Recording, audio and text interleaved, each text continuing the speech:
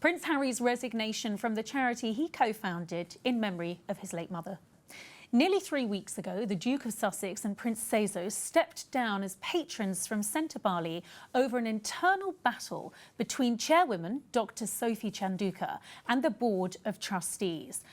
That was truly a shocking announcement. And Jack, since then, that fallout has intensified with, well, just remarkable allegations of misogyny, harassment, bullying levelled against Prince Harry. I mean, things that I never thought I would hear said about Prince Harry from the charity that he founded. And I remember very clearly that speech on his 18th birthday when he said he was setting this charity up in memory of his mother.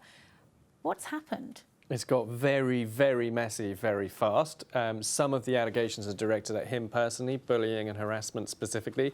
Some of the other allegations, misogyny and misogynoir, which is a type of kind of racism and sexism directed at black women specifically, they appear to be focused more on other unnamed trustees, but perhaps people who the chair, Sophie Chanduka, considers to be Harry loyalists, seems to be the implication.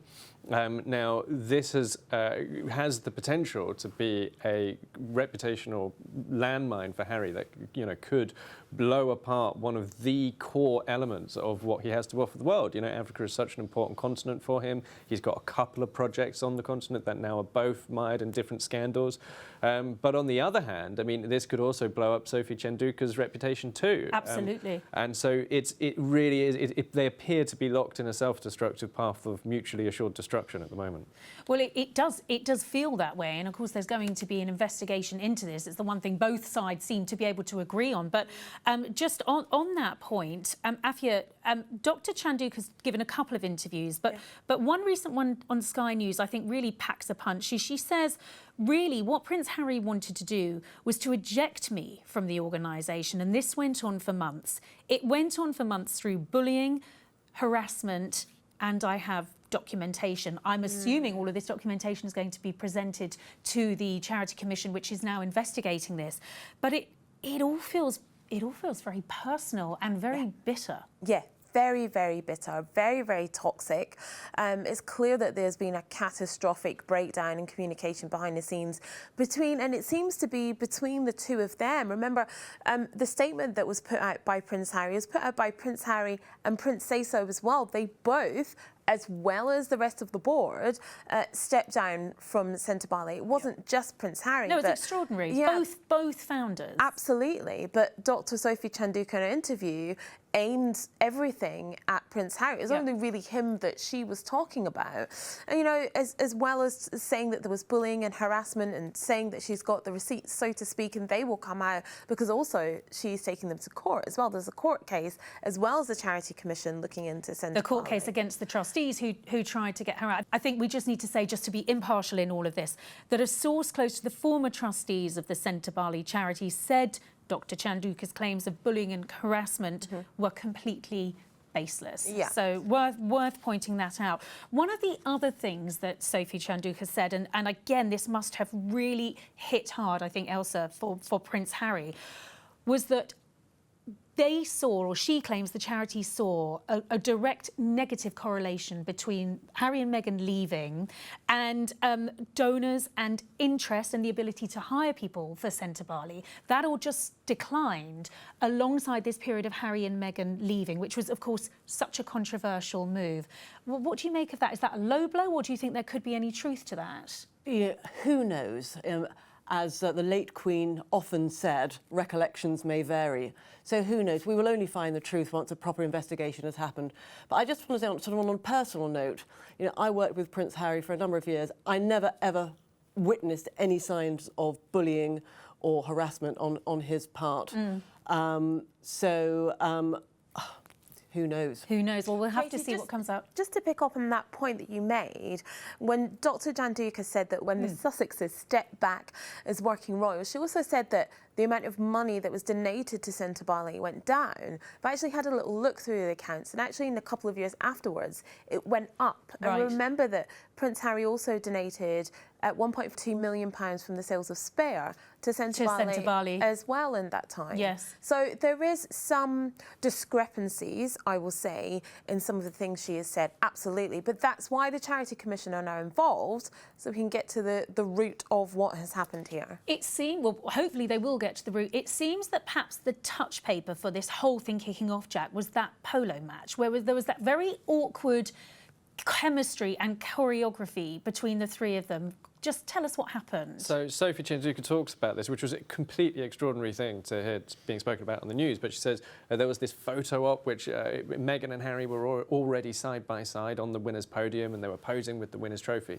And then Sophie Chenduka tried to join the stage while the photo op was already underway. So that was a little bit awkward straight off the bat. She went and stood next to Harry, and then Meghan kind of invited her to move away from Harry and stand next to Meghan.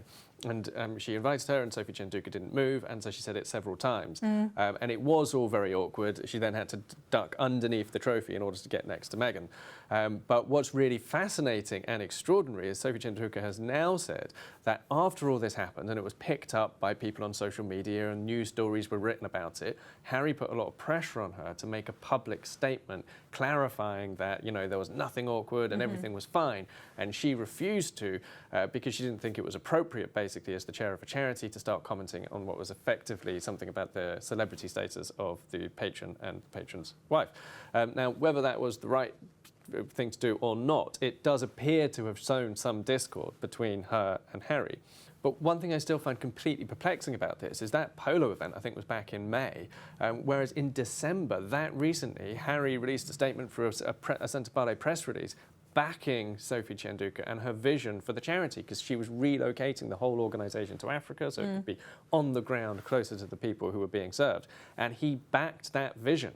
And that was only a few months ago. So it really has disintegrated very, at an very alarming rapidly. pace. Well, as I said earlier, the only thing else that they seem to be able to agree on is that there needs to be this investigation by the Independent Charities Commission into exactly what's happened. Yes. And the worst thing, of course, is this is all being played out in the public at the moment, so it's tit for tat, he says, she says. But we won't really know until the investigation has been completed and the results published. Elsa, I have to ask you, because, you know, I went out to Lesotho with Prince Harry. You were very much at the heart of the palace when all this was going on. I find it really sad that it's all come to this. He uses the word heartbreaking about all of this. I mean, would you ever have predicted that something like this would have happened? No, it was such a moment of excitement when this was launched, as you well know. And it was his vision. It was something so personal to him because of his late mother. And then fast forward to where we are in 2025, and you know, it's all totally disintegrated, and in such a horrific way as well. So yes, I feel great sorrow about this. Afia, do you think that there's a future for Sentebale if Prince Harry can't be a part of it? And that's a really, really difficult question.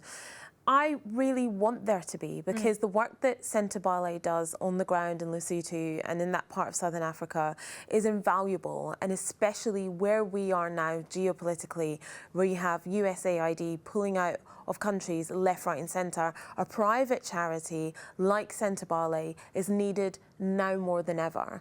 And if you have a charity that is, you know, has bad governance, which is what it looks like at the moment, you know, donors are going to be reluctant to donate, and then the work ceases, and then people suffer, you know, and that's the opposite of what we want. What I would love to see is for the Charity Commission to do the investigation, for Prince Harry to be back on board with Prince Seeiso, and to continue doing that invaluable work with young people affected by HIV/AIDS in this part of the country, because it's needed now more than ever.